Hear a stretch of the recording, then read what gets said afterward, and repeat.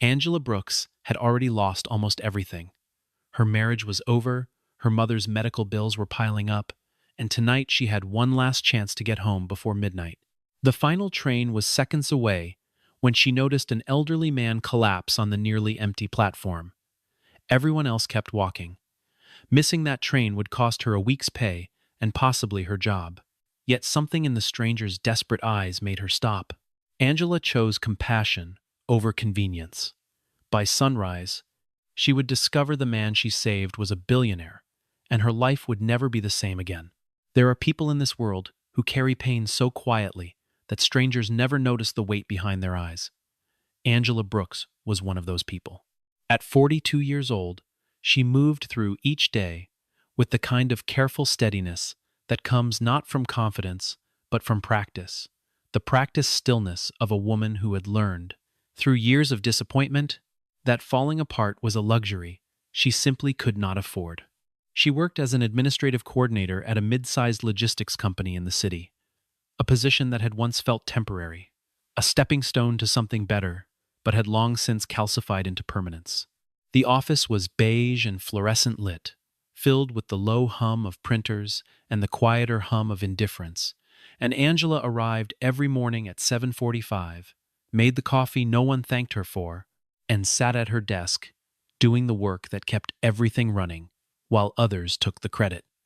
She had been passed over for promotion 3 times in 5 years. The first time, she told herself it was timing. The second time, she said nothing at all. The third time, she went home, sat at the kitchen table in her small apartment, and stared at a stack of medical bills until the numbers blurred.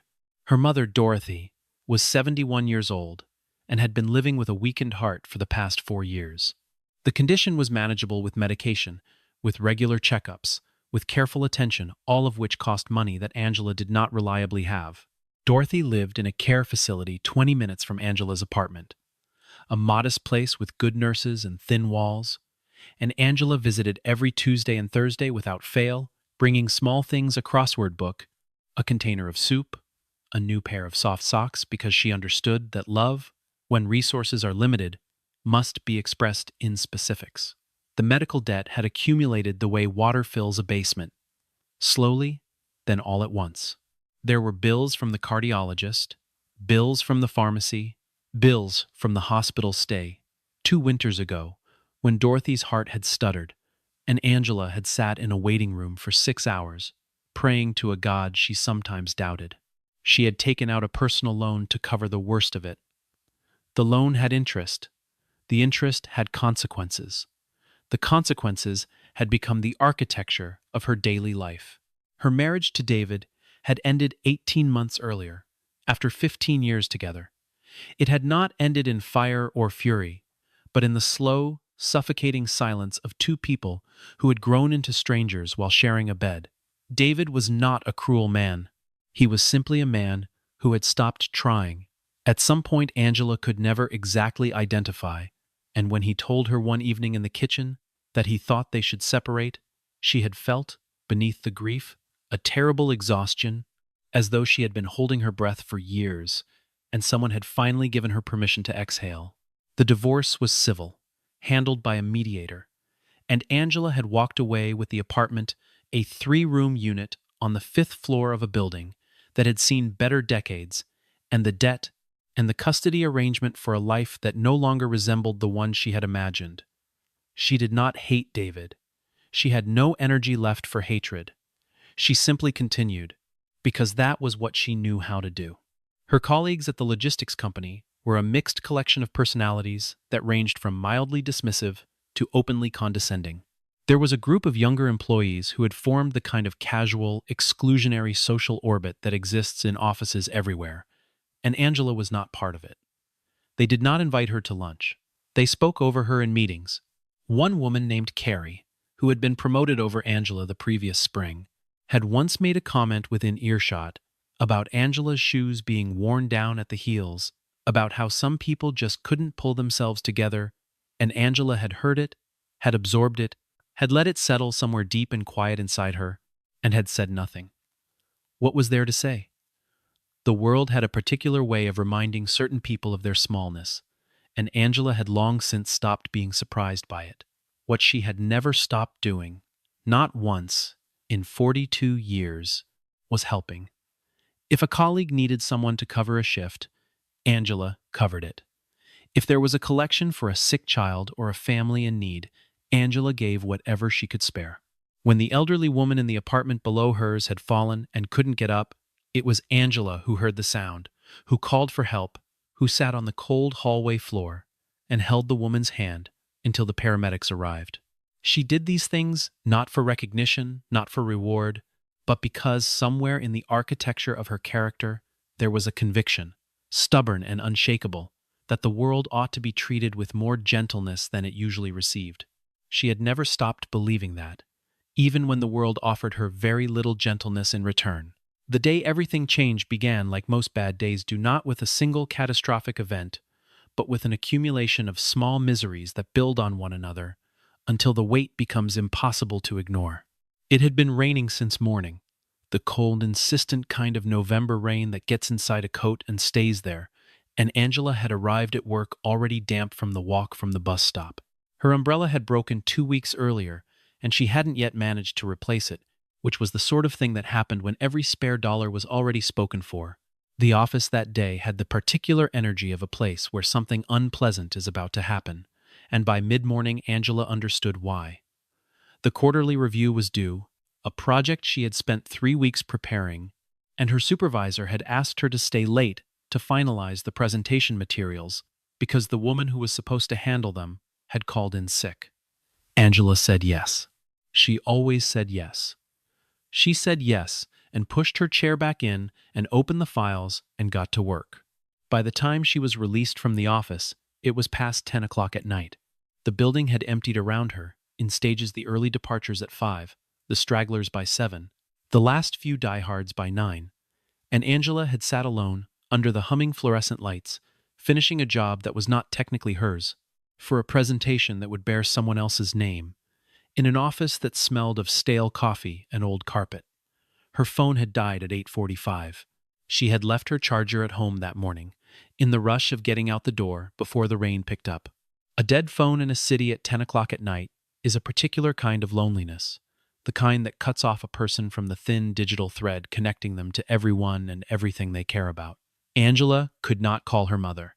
She could not call the care facility to check whether Dorothy had taken her evening medication.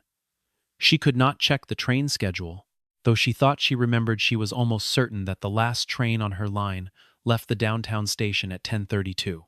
She also knew, with the specific clarity of a person who has budgeted her way through years of financial tightness, that if she missed that train, a taxi home would cost somewhere between $35 and $45, depending on traffic. $45 was the exact cost of her mother's heart medication for 1 week. These were the calculations Angela made constantly, silently, automatically, the way other people calculate time or distance in the currency of what things cost against what she had. She pulled on her coat, picked up her bag, and walked out into the rain. The streets downtown were nearly empty at that hour, the rain having driven most people indoors, and Angela walked as fast as she could manage, her shoes dark with water, her coat doing its inadequate best against the cold. She had 4 blocks to cover. She covered the first 2 at a near jog, dodging a puddle that spanned nearly the full width of the sidewalk, and by the time she turned the corner onto the block where the station entrance sat, she could see the illuminated sign above the stairs and the faint yellow light from the platform below. She took the stairs quickly, her hand on the railing, her breath coming short from the effort, and the cold and the knot of anxiety that had been tightening in her chest since she left the office. The platform came into view. The train was there. Its doors were open. The digital display above the nearest car read 2 minutes to departure, and Angela allowed herself, for just a moment, to feel something approaching relief. That was when she saw him. He was perhaps 75 years old, dressed in a plain dark coat and a wool cap pulled low over his ears, and he was lying on the platform floor near one of the benches at the far end of the station, half turned on his side, one arm extended, the other folded beneath him, at an angle that looked wrong. that looked like a body that had not chosen to be in that position, but had arrived there suddenly and against its will. There were perhaps a dozen other people on the platform at that hour, commuters with their eyes on their phones, a couple speaking quietly near the far exit, a young man with headphones in, who was already moving toward the nearest car. Angela watched, in the span of maybe 3 seconds, as every single one of these people either did not see the man on the floor or did see him, and chose, deliberately, to look away. One woman glanced over, paused for a half step, and then continued walking. A man in a suit actually moved slightly to the left to put more distance between himself and the figure on the ground, as though whatever had brought the old man down might be contagious. Angela stopped walking. She stood very still for a moment that felt much longer than it was, and she felt the competing pressures of her situation with absolute clarity: the train, the taxi fare, the medication, her mother's evening pills unchecked, her job and its fragile tolerance for her lateness, the exhaustion in her bones, and the wetness in her shoes, and the dead phone in her pocket. She felt all of it at once. And then she looked at the man on the floor again, and she saw that his lips were moving very slightly, and that his hand, the extended one, was trembling. He was not drunk. He was not sleeping. He was a person in distress, alone on a platform at 10:30 at night, and every other human being present had decided that his distress was not their problem. Angela dropped her bag and ran to him. She knelt on the wet concrete beside him, one knee already soaked through, and put her hand on his shoulder. His skin, when she touched his cheek to check his temperature, was gray and cold and damp. She spoke to him steadily, telling him she was there, telling him she was going to get help, and she looked up and called out loudly, with the unself-conscious authority of someone who has stopped caring what she looks like for someone to call emergency services. The young man with the headphones pulled them off. The couple near the exit turned. Someone called. Angela did not ask who or when.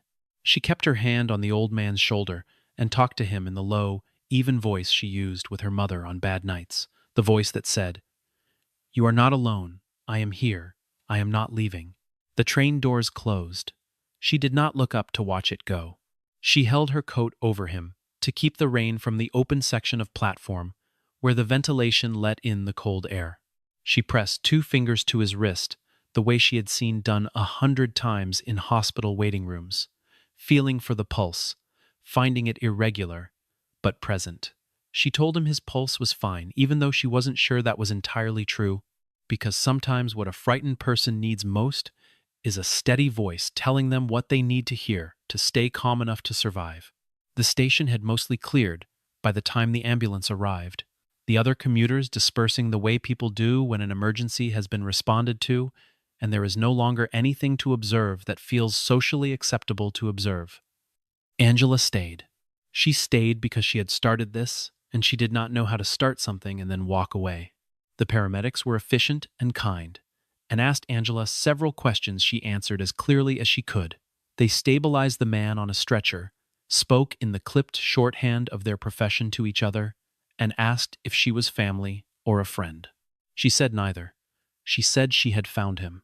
One of the paramedics looked at her for a moment, with an expression she couldn't quite read, and said, quietly, that it was a good thing she had found him when she had. Angela nodded. She asked, because she felt she had to ask, which hospital they were taking him to. The paramedic told her. Angela stood on the empty platform in her wet coat, holding her bag, watching the stretcher disappear up the stairs, and then she made a decision that she could not entirely explain even to herself. She followed. The hospital was 4 blocks away, and Angela walked through the rain to it. She did not know this man.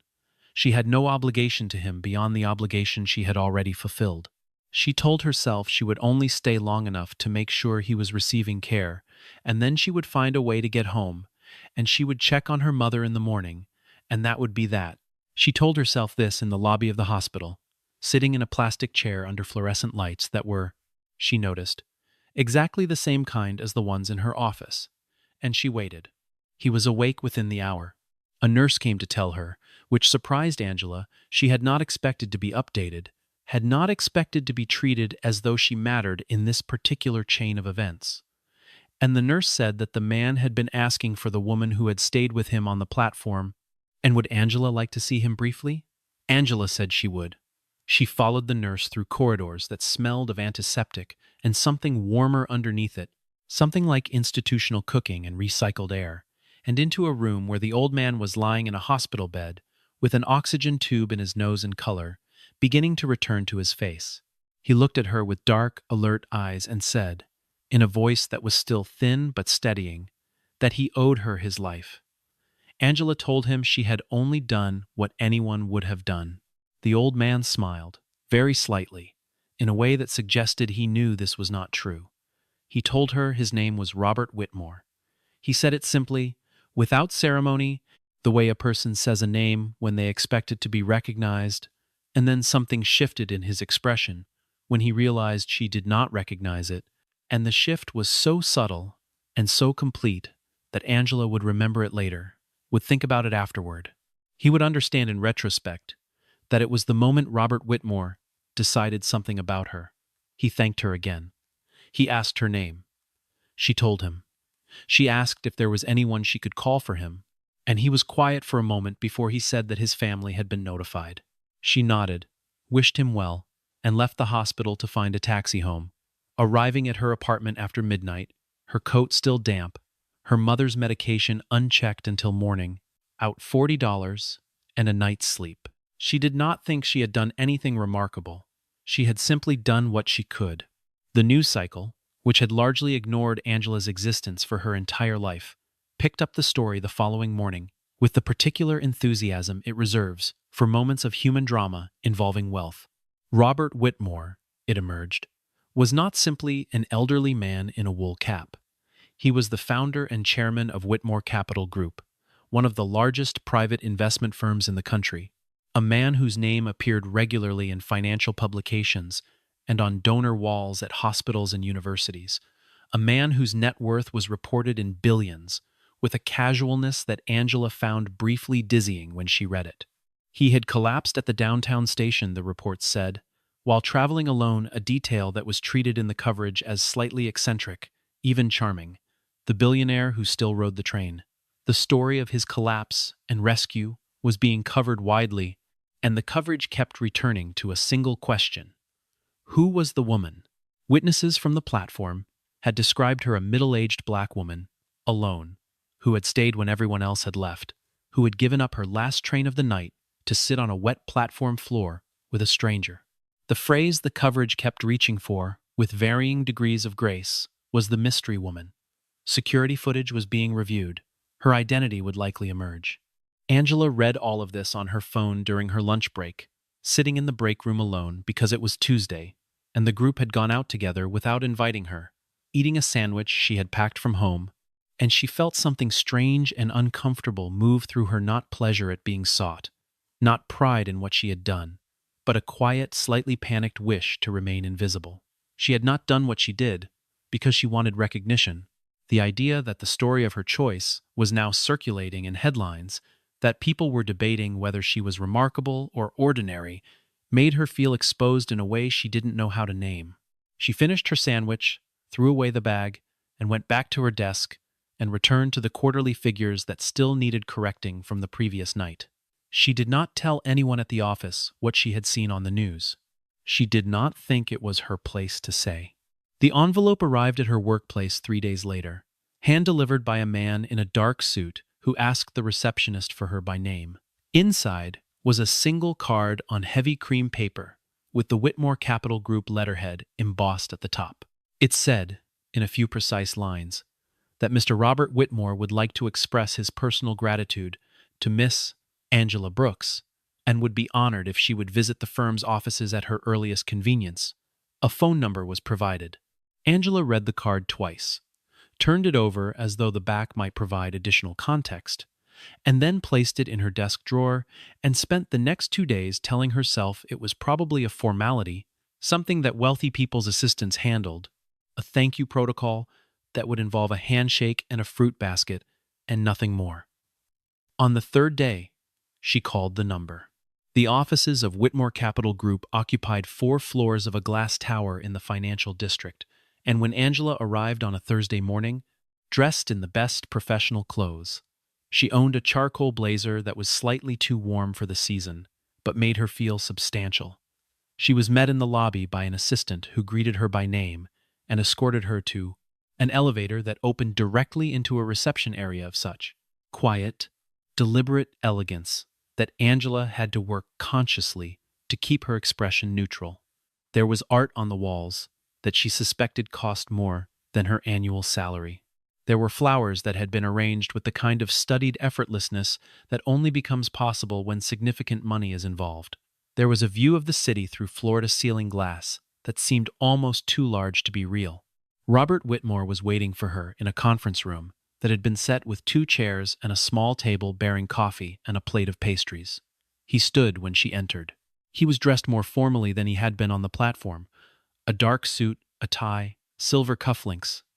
But he looked at her with the same dark, alert eyes from the hospital room, and when he shook her hand, he held it a moment longer than protocol required, and said that he was genuinely glad to see her standing in front of him, because it meant she was well, and he had wanted to make sure of that. Angela sat down and accepted the coffee she didn't particularly want, and told herself to be calm. Robert spoke first. He said that he had been thinking about her since the hospital, that he had made inquiries not into her personal life, he was careful to clarify, but into the events of that evening, and that what he had learned had only deepened his respect for what she had done. He told her that in the days following his collapse, his family had been largely preoccupied with the question of his health and the management of information around it, which was reasonable and not something he held against them, but which had also meant that none of them had thought to go looking for the woman who had stayed. He had been the one to search. He had found her name through the station records and then confirmed it through the hospital. And he had written her because he did not believe that what she had done should go unacknowledged by the person it had been done for. Angela said, as she had said in the hospital, that she had only done what anyone would have done. Robert looked at her steadily and said that, with respect, she had not. He had been on that platform. He had seen everyone else leave. He offered her a sum of money. It was a large sum, the kind that would have erased her medical debt and covered several months of her mother's care, and Angela felt it land in the space between them with a weight she hadn't expected. She was quiet for a moment. Robert waited, she said, finally, that she appreciated the gesture and that she understood it came from a genuine place, but that she couldn't accept it. She said it simply, without embarrassment, without the elaborate apology that people often construct when refusing generosity from powerful men. Robert studied her face for a long moment, and something in his expression shifted again the same way it had in the hospital when she hadn't recognized his name, and he nodded, slowly, and said he understood. He said he also had something else he wanted to discuss with her, if she was willing to stay a little longer. Angela said she was. What Robert told her next was something he had discovered in the course of his quiet investigation, a fact that had surfaced from the kind of thorough background that wealth enables and that most people never receive. Angela's mother, Dorothy, had worked for 30 years as a registered nurse. She had spent much of her career in emergency care, in a city hospital that no longer existed under its original name, and she had been, by all accounts from colleagues who still remembered her, a person of exceptional competence and extraordinary presence of mind. 26 years ago, a construction accident at one of the Whitmore Group's early development projects had sent 3 men to that hospital with serious injuries. One of them had suffered cardiac complications on arrival that might have proven fatal without immediate intervention. Dorothy Brooks had been the nurse on duty. She had seen what was happening before the physician did, had acted with the speed and certainty of someone who trusted her own judgment, and had very possibly saved the man's life. That man was Edward Whitmore, Robert's father. Edward had lived another 18 years after that accident. He had lived to see his son build an empire. He had lived, Robert said quietly, to see Robert become the person he was, and none of that would have been possible without a nurse named Dorothy Brooks making the right call on a Tuesday morning in an emergency room 26 years ago. Angela sat very still. She thought about her mother, Dorothy, who had worked night shifts for decades without complaint, who had worn her white shoes until they were gray, who had come home exhausted and still found the energy to read to her daughter and bake for neighbors and go to church on Sunday mornings and mean every word she sang. She thought about how many lives her mother had moved through, how many moments of intervention had passed without anyone ever knowing the consequences. She felt something open up inside her chest, not quite grief, not quite joy, something that did not have a clean name, but that had to do with the way one generation's kindness flows forward into time, unseen, shaping futures that the kind person will never witness. Her eyes were bright. She did not let herself cry in front of Robert Whitmore, but it was close. Robert was quiet for a moment, and then he said that he had thought carefully about how he wanted to respond to all of this, to the debt his family owed to hers that none of them had known about until now, and to the more immediate debt he personally owed to Angela for the night on the platform. He said he was not a man who believed in charity, in the transactional sense, in handing money to people and calling the account settled. He said he believed in opportunity, in the difference between being given a thing and being given the chance to earn it. He told her about the Whitmore Community Foundation, a nonprofit arm of his organization that administered programs across the city, employment training, medical access partnerships, housing assistance. And he told her that the foundation had been struggling for years with a management gap, with the kind of person who could sit between the boardroom and the community and speak both languages, who understood systems and also understood people, who had the patience and the decency to do the work without needing the spotlight. He said he believed she was that person.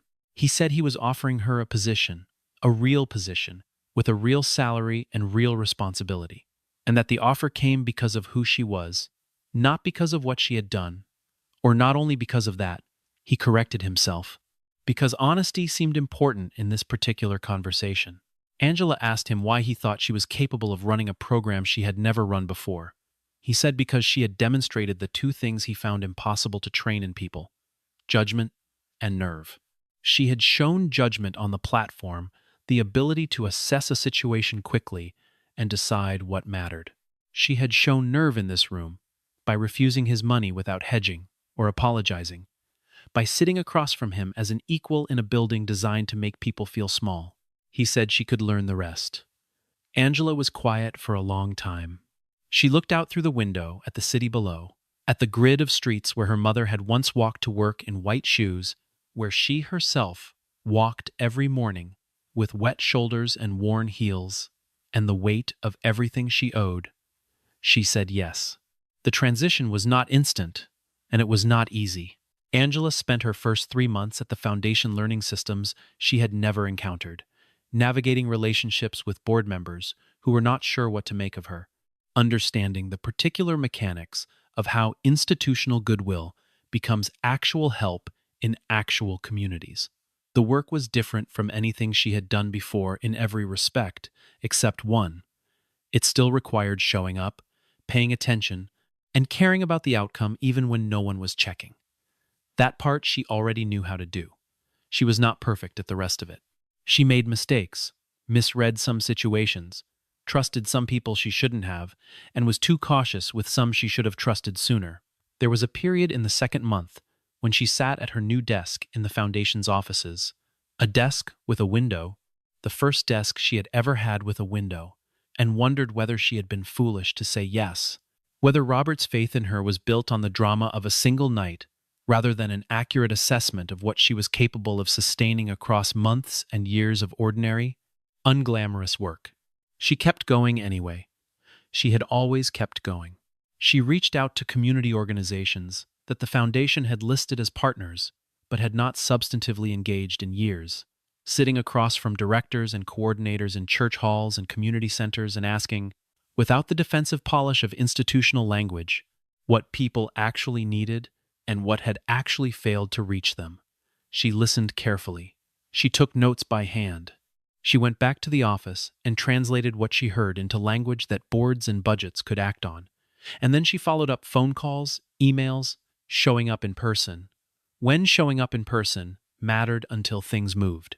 She streamlined a medical access partnership that had been mired in paperwork for 2 years and got it functional within 6 months.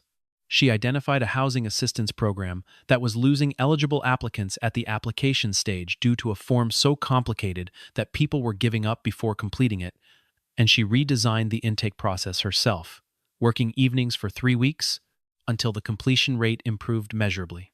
People in the communities she served began to know her name, and more importantly, began to trust that if they brought a problem to her, she would not file it away and forget it. She was given a team. The team delivered results. The board noticed. Her title was adjusted upward.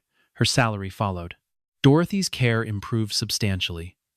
The foundation connected her to a cardiac specialist through one of its medical partnership programs. The connection arranged quietly, without fanfare, through channels that Robert Whitmore had made available without ever presenting it as a favor, and the specialist adjusted Dorothy's medication regimen in ways that produced noticeable improvements in her stability and comfort. The breathlessness that had frightened Angela on her visits lessened. Dorothy slept more soundly. She began doing the crossword puzzles Angela brought again, and finished them, which she hadn't managed to do in over a year. Angela visited every Tuesday and Thursday, as she always had, but the visits were different now. She did not arrive calculating whether she could afford to take a taxi or whether she needed to budget the bus transfer. She did not leave with the particular dread of the person who loves someone they cannot fully protect. She arrived and she stayed, and she sat with her mother in the afternoon light, and they talked the way they had talked, when Angela was a girl, unhurriedly, about small things and large things, and the things that do not have names. She did not bring soup because it was the only thing she could afford to bring. She brought it because her mother liked it. The difference, she would later tell someone, was everything.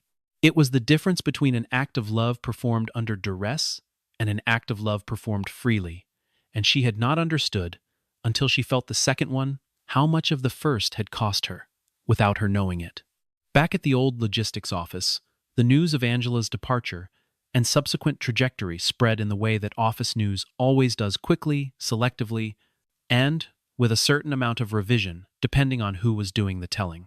Carrie, the woman who had been promoted over Angela and had made the comment about her shoes, was among the first to reach out. The message was warm and slightly too casual, the kind of message people send when they are hoping that the geography between past unkindness and present success is large enough to have been forgotten. Angela replied to it. She replied the way she had always behaved, politely, without venom, with the specific kind of civility that is not the same as forgiveness, but does not require its opposite either. Other colleagues sent similar messages, some more awkward than others, and Angela responded to all of them with the same even warmth she brought to everything. She did not remind anyone of the things that had been said or left unsaid. She did not need to. She was busy. Robert Whitmore, from his position on the foundation board, observed all of this with the particular attention of a man who has spent his life evaluating people. He had built his fortune through an understanding of character, of the difference between people who are good because it is convenient, and people who are good because they cannot manage to be otherwise. Angela, he concluded, was the second kind. He observed the way she handled the colleagues who had dismissed her, the way she refused the small satisfactions of letting them feel her rise as a rebuke to their smallness. He had known people who wore their success like a verdict. Angela wore hers like a coat practically, without drama, because it kept her warm. He had also known, in 30 years of selecting people for roles that mattered, that genuine character is not something that can be performed across a sustained period. It is eventually visible in the smallest decisions how a person treats a receptionist, whether they credit others when things go right, whether they stay calm when things go wrong. Angela passed every one of these tests without appearing to know she was being tested, which was, he understood, the only way the tests meant anything. He told her once, in one of the conversations they had begun to have regularly, in the way that unlikely people sometimes become genuinely important to each other, that she was the most honestly good person he had encountered in 30 years of business. Angela had looked at him for a moment with an expression that was neither flattered nor deflecting, and then said that that was either a very kind compliment or a fairly damning indictment of his industry. He had laughed a real laugh, not a polished one, and said it was probably a little of both. He did not say what he was also thinking, which was that her mother had raised someone remarkable and that he was grateful every single day that he had ridden the train that November evening instead of taking the car.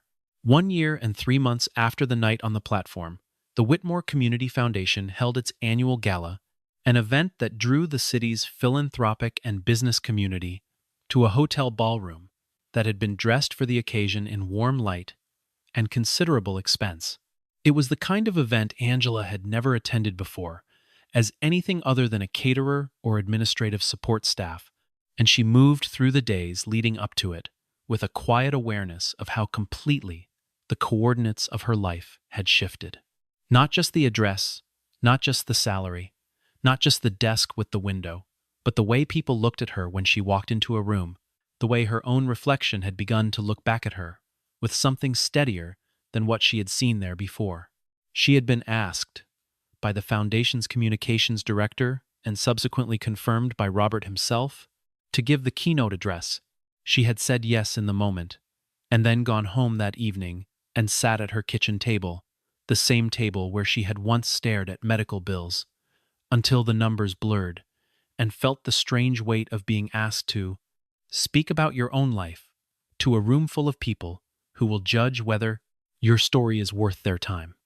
She spent 3 evenings writing it out in longhand, crossing things out, starting over, and eventually understanding that what she wanted to say could not be organized into a proper speech, because it was not a proper story.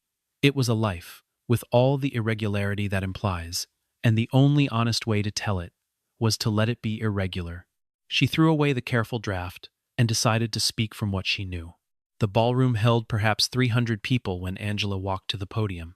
Robert Whitmore sat in the front row, as he had requested, and beside him was an empty chair that Angela had quietly arranged for Dorothy, who had been brought from the care facility in a car the Foundation had sent.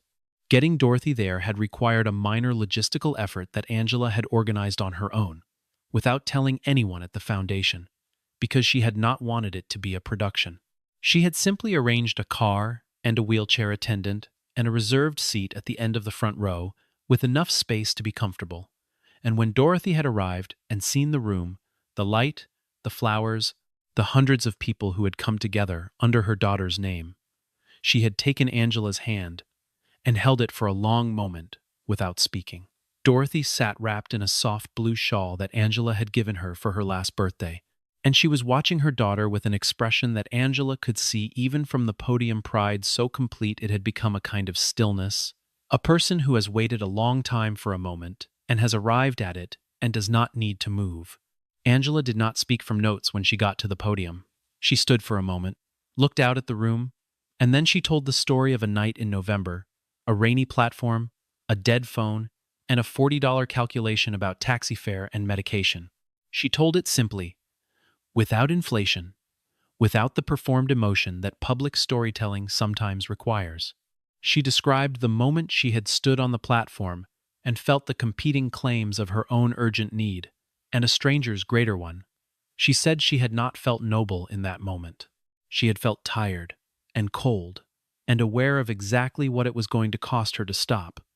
She said she had stopped anyway, not because she was certain it was the right thing, but because the alternative, continuing to walk, getting on that train, going home to her small apartment, and her unpaid bills, and her worry would have meant being a person she did not want to be. And she had enough difficulty in her life already, without adding that to it. She talked about her mother, about Dorothy's 30 years of night shifts in white shoes, about the emergency room, and the man named Edward Whitmore, and the decision her mother had made in a single, urgent moment that had changed 3 families across 2 generations without anyone knowing it for 26 years. She talked about the way kindness moves through time invisibly, the way the good that people do plants itself in the world and grows without the planter ever seeing the fruit. She talked about the train she had missed, not with regret, not with the false brightness of someone performing gratitude, but with the genuine, complicated recognition that the things we lose sometimes make room for the things we could not have imagined gaining.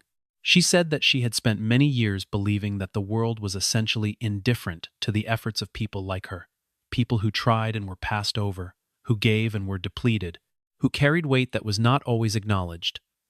She said she was not entirely sure she had been wrong about that, but she had come to believe, in the past year, that indifference and destiny were not the same thing.